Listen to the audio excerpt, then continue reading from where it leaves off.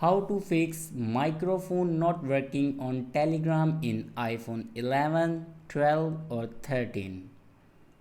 So let's start the video. First of all, open settings.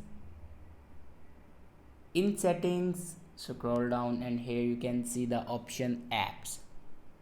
Now click on apps and then scroll down and here you can see the option Telegram. Now click on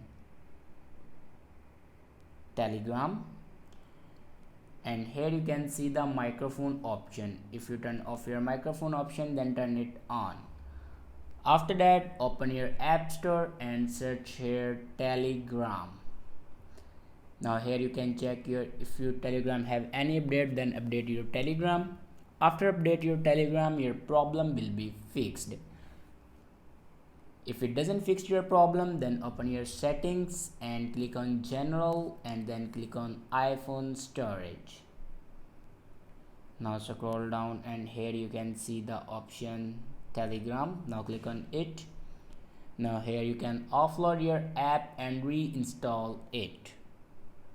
After doing these steps, your problem will be fixed. I hope this video is helpful for you. Thanks for watching.